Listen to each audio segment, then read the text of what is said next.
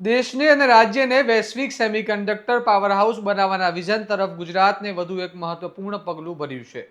ગુજરાત હવે માત્ર ઔદ્યોગિક રાજ્ય નહીં પરંતુ દેશના ઉદયમાન સેમિકન્ડક્ટર હબ તરીકે પોતાની ઓળખ વધુ મજબૂત બનાવી રહ્યું છે. સાણંદ જીઆઈડીસી ખાતે મલેશિયા સ્થિત અગ્રણી કંપની હોતાઈ ઇલેક્ટ્રોનિક્સ દ્વારા એડવાન્સ સેમિકન્ડક્ટર મેન્યુફેક્ચરિંગ ફેસિલિટી સ્થાપવા માટે ₹700 કરોડના વિશાળ રોકાણની જાહેરાત કરવામાં આવી છે. આવો વિગતે વાત કરીએ સમગ્ર મામલા વિશે આ અહેવાલમાં.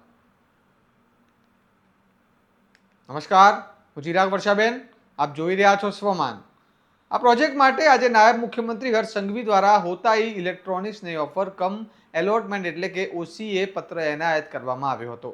રાજ્યના મુખ્યમંત્રી ભૂપેન્દ્ર પટેલના માર્ગદર્શન હેઠળ સાણંદ જીઆઈડીસી ખાતે કંપનીને અંદાજે 5 હેક્ટર જમીનની ફાળવણી કરવામાં આવી છે. હોતાઈ ઇલેક્ટ્રોનિક્સ આગામી 10 વર્ષ દરમિયાન તબક્કાવાર અંદાજે 700 કરોડનું રોકાણ કરશે. કંપની દ્વારા અહીં અત્યાધુનિક DRM memory module, solid state drives એટલે કે એસએસડી, સર્વર અને ડેટા સેન્ટર મેમરી મોડ્યુલ્સ ઉપરાંત ઓટોમોટિવ ઇલેક્ટ્રોનિક્સ જેવી કે એલઈડી લાઇટિંગ અને ઇન્ફોન્ટમેન્ટ મોડ્યુલ્સની ઉત્પાદન કરવામાં આવશે. ખાસ વાત એ છે કે હોતાઈ ઇલેક્ટ્રોનિક્સ વૈશ્વિક સેમિકન્ડક્ટર દિગ્ગજો માઇક્રો ટેકનોલોજીનું મુખ્ય સપ્લાય ચેઇન પાર્ટનર કંપની તરીકે ઓળખાય છે. આ મામલે નાયબ મુખ્યમંત્રી હર્ષ સંઘવીએ જણાવ્યું હતું કે ગુજરાત પોતાની શ્રેષ્ઠ ઇન્ફ્રાસ્ટ્રક્ચર સુવિધાઓ, ઝડપી ઔદ્યોગિક વિકાસ અને ઉદ્યોગ સાનુકૂળ નીતિઓના કારણે વૈશ્વિક ટેક કંપનીઓ માટે પ્રથમ પસંદગીનું ગંતવ્ય બની રહ્યું છે.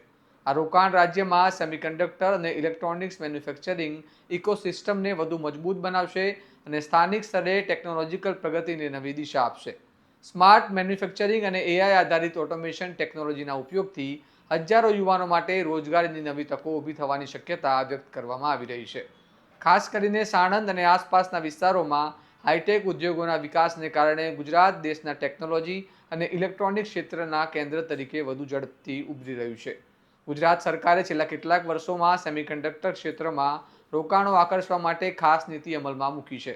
એના પરિણામે હવે આંતરરાષ્ટ્રીય કંપનીઓ ગુજરાત તરફ આકર્ષાઈ રહી છે અને હોતાઈ ઇલેક્ટ્રોનિક્સનું આ રોકાણ આત્મનિર્ભર ભારત અને મેક ઇન ઇન્ડિયા અભિયાનને પણ નવી ગતિ આપનારું સાબિત થશે તેવી આશા વ્યક્ત કરવામાં આવી રહી છે.